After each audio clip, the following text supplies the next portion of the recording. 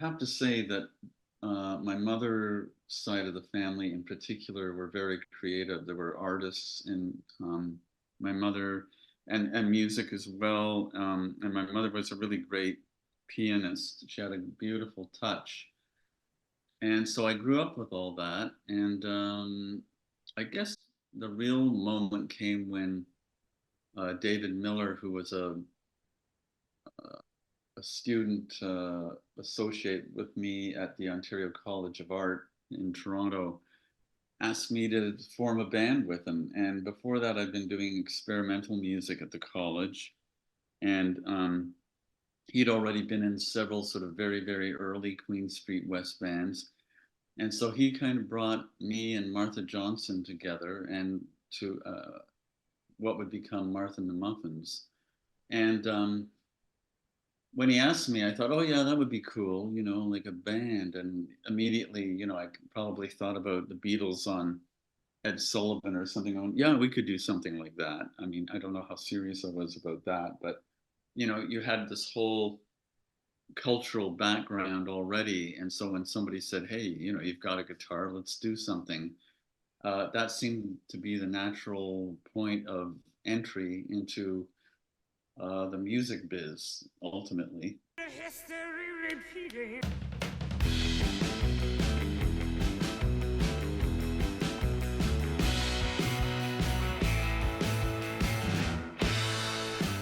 Welcome back to History Repeating and our first episode with Mark Gane of the iconic Canadian new wave band Martha and the Muffins. As you heard from the opening, Mark grew up with a musical and creative environment. But unlike many people, from a young age, Mark would listen to music from a production viewpoint, even before he really knew what a producer was. He would analyze and recognize good productions of some of his musical idols. Well, like every other baby boomer, it was the Beatles, the Rolling Stone, the British Invasion in general, Motown, James Brown, all those people, the California scene, all the Hendrix, Jefferson Airplane, the Beach Boys. I mean, we had a really rich and diverse popular music scene in the 60s. It was something else, and I'm really glad to have been alive when that was happening for the first time. And I was listening to everything, even though I had no idea that I was going to go into music. I'd listen to what was going on in some of those songs from a production point of view, even though I probably didn't know what production was, and going, oh yeah, that's a really cool sound. I wonder how they did that, or why are they doing this where they're doing it, So I had those kinds of questions probably at a pretty early age. Mark was the primary songwriter in the group during the early days, but he had no formal training. He was just kind of learning by doing. Well, I did in the early days. Certainly, I did write most of the songs, and there were a couple of some co-writes. But I think back in grade 8, a friend of mine had an electric guitar, and we formed some weird little band and played at a school dance with the encouragement of our geography teacher, Mr. Marshall. And I think the first song I actually ever wrote was called "I Have a Headache," and I don't really know what it was about at this point, but and then it just that kind of happened in grade 8, and then as far as I can remember, I used to jam with friends in high school, but I think I just got this talent from all the genetic material in my forebears, really, and so I had it in my genes, and uh, genetically. And so when it came time to write songs, I didn't really know what I was doing. And, we've talked a lot about Echo Beach over the years and how there's no chorus until the end.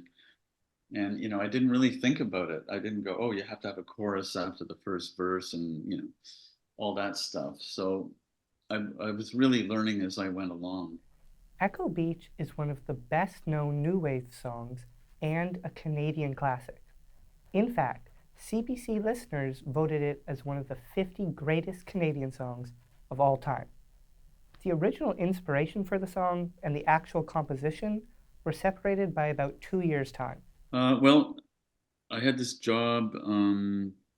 I think during the first summer after the summer after the first year of art college, at a wallpaper plant down in New Toronto in Etobicoke, and my job was to separate bad wallpaper from good wallpaper, and the germ of the idea came then, even though it would be 2 more years before I actually wrote the song. But and that was before Martha and the Muffins.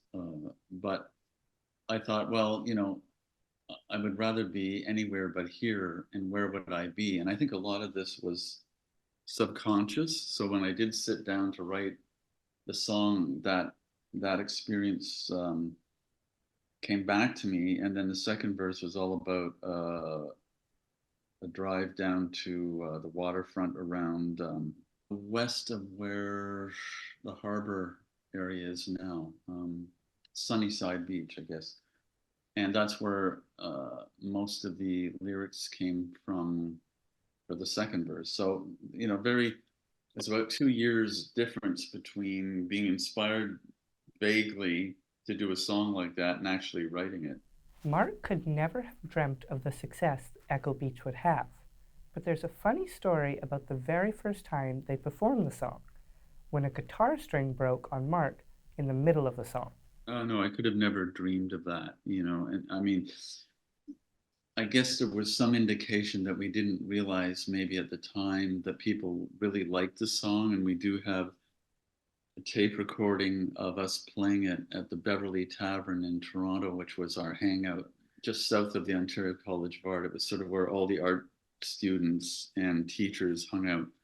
And so we played there quite a bit in the very early days. And we have a recording of us playing one of those shows. And I broke a string just before we were about to play Echo Beach. So I'm desperately trying to get the guitar in tune. And then I start playing the riff, and it's like unbelievably out of tune, but nobody seemed to care. It just sailed on.